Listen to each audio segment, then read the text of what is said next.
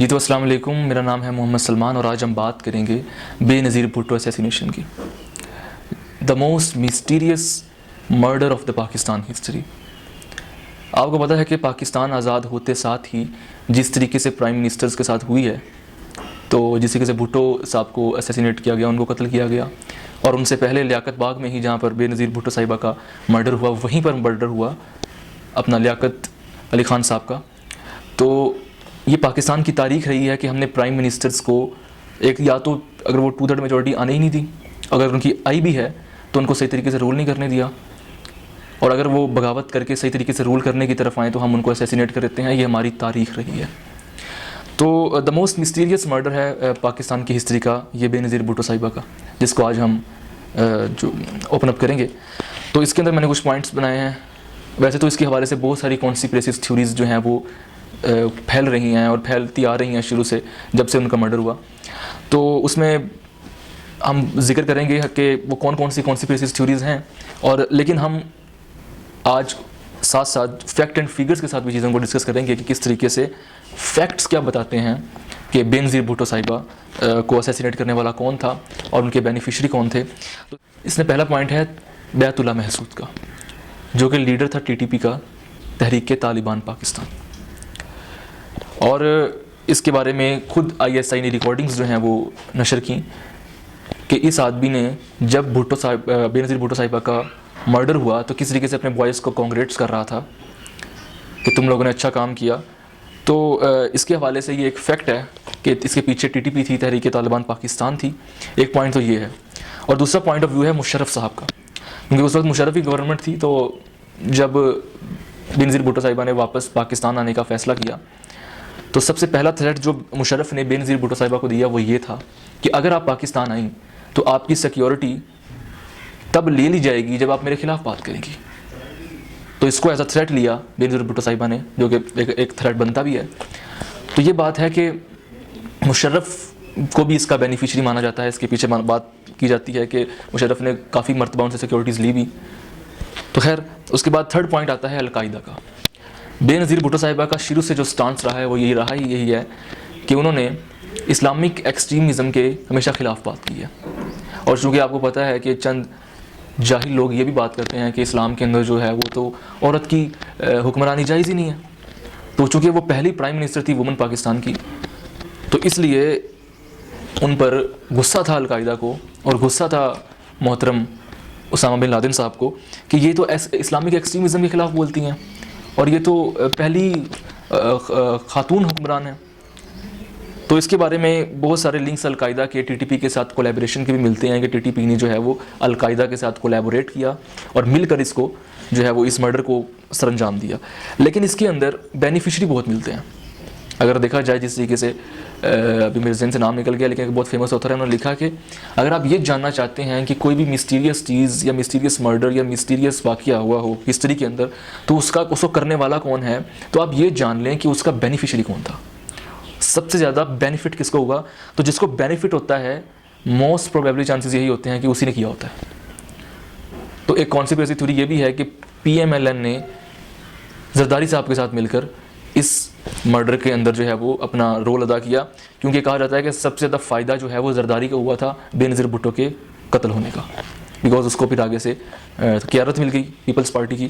تو PMLN کے ساتھ چونکہ بہت زیادہ معاملات خراب ہو رہے تھے بے نظیر بھٹو صاحبہ کے، تو اس لیے اس چیز کو اس طریقے سے الائنس کیا گیا کہ وہ ان دونوں کا آپس میں اس طریقے سے PMLN کا اور آصف زرداری کا آپس میں الائنس ہوا۔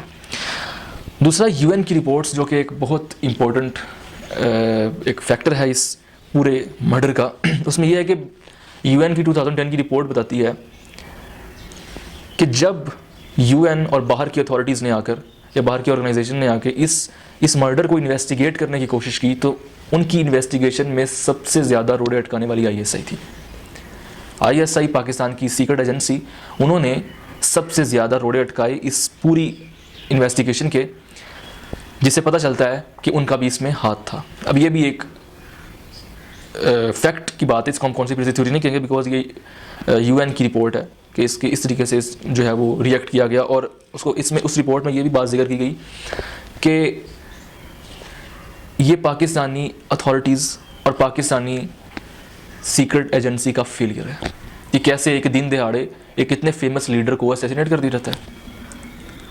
تو خیر ویسٹ بھی جانتا ہے کہ یہاں پر یہ ہونا کوئی جو ہے وہ بڑی بات نہیں ہے.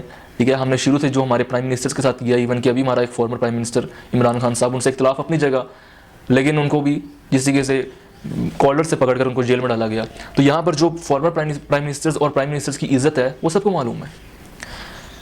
تو خیر یہ آج کا پوسٹ مارٹم تھا پراپر, کہ اس میں کون کون شامل تھے بینظیر بھٹو صاحبہ کے مرڈر کے اندر. اس میں لاسٹ پر میں ایک پوائنٹ ایڈ کرنا چاہوں گا. وہ لوگ جو کہتے ہیں کہ ہمارا لیڈر تو جنگ لڑ رہا ہے آزادی کی, ہمارا لیڈر تو جنگ لڑ رہا ہے اصلی جمہوریت کی, حالانکہ اس کے لیڈر کی جمہوریت سے کوئی تعلق نہیں ہے. میں بات کر رہا ہوں عمران خان صاحب کی. تو وہ جو ان کا لیڈر ہے جس کا جمہوریت سے کوئی تعلق نہیں ہے سیرے سے, جو کہ مشرف کی بائی پروڈکٹ تھا, مشرف کے ساتھ اس نے الائنس کیا, اور جب میثاق جمہوریت ہو رہا تھا پی ایم ایل این اور پیپلز پارٹی کے درمیان, تو اس کو مکہ کہنے والا پہلا آدمی عمران خان تھا. جب یہ معاملہ ختم ہوا تو اس کے بعد جب پاناما کیسز کھولے گئے اور صاف پتہ چل رہا تھا کہ جیل کے اندر جو ہے وہ ناحق ڈالا جا رہا ہے نواز شریف صاحب کو, تو اس وقت بھی مٹھائیاں بانٹنے والا عمران خان تھا. پتہ تھا کہ ان ڈیموکریٹک طریقے سے سب کچھ ہو رہا ہے, اور کرنے والا کون ہے, کرنے والا بیچ والے, یہ سب پتہ تھا. لیکن عمران خان صاحب نے اس وقت مٹھائیاں بانٹی اور جمہوریت کا قتل عام کیا. پھر اس کے بعد جب ان کی قرارداد عدم اعتماد ہٹائی گئی, ان کو قرارداد اعتماد سے ہٹایا گیا, تو اس وقت بھی اسمبلیاں ڈیزالو کی اس آدمی نے, جو کہ ایک ان ڈیموکریٹک طریقہ ہے. تو خیر جمہوریت کا تو دور دور سے تعلق نہیں ہے خان صاحب کا.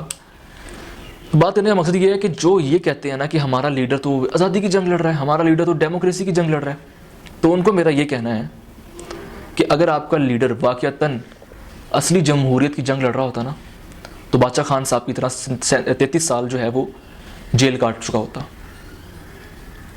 ٹھیک ہے, یا پھر بینظیر بھٹو صاحبہ, میں نہیں کہتا کہ انہوں نے کوئی غلطیاں نہیں کی, بہت ساری غلطیاں کی, لیکن بینظیر بھٹو صاحبہ کو جس طریقے سے راہ سے ہٹایا گیا اس طریقے سے اس کو بھی راہ سے ہٹا دیا جاتا. آپ کو کیا لگتا ہے کہ اس کو قتل کرنا کوئی مشکل کام ہے, یا اس کو مارنا کوئی آسان کام نہیں ہے کیا آئی ایس آئی کے لیے؟ بالکل آسان کام ہے. لیکن پھر بھی وہ اس کو نہیں مار رہے, بیکاز انہوں نے ایک الٹرنیٹیو رکھنا ہوتا ہے, تاکہ جب نواز بغاوت کرے تو اس کو عمران دکھایا جائے, اور جب عمران بغاوت کرے تو اس کو نواز دکھایا جائے. جتنا بھی, یہ بات ہمیشہ یاد رکھیں, جب بھی اسٹیبلشمنٹ کی بگڑتی ہے نا کسی پارٹی کے ساتھ, کسی فرد کے ساتھ, تو وہ اس کو مکمل طور پر کسی پارٹی کو ایلیمنیٹ نہیں کرتی, کسی پارٹی کو مکمل طور پر نہیں ہٹاتی. اس کی وجہ یہ ہے کہ تاکہ ان کے پاس ایک الٹرنیٹیو ہو دھمکانے کے لیے, ورنہ بیلنس کس طریقے سے قائم ہوگا. اگر عمران خان صاحب کو سائڈ پہ کر دیا جائے تو شریف فیملی تو سر پہ چڑھ جائے گی. آ رہی سمجھ آپ کو؟ تو یہ بیسیکلی سارا آج کی ویڈیو میں نے ڈسکس کرنا تھا کہ بینظیر بھٹو صاحبہ کی مرڈر کا یہ معاملہ تھا.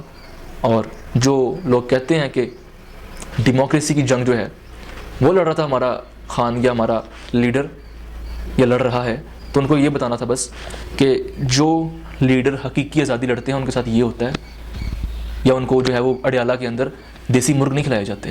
ٹھیک ہے, ان کو ہر طرح کی فیسلٹیز نہیں دی جاتی. آ رہی سمجھ؟ بہت شکریہ.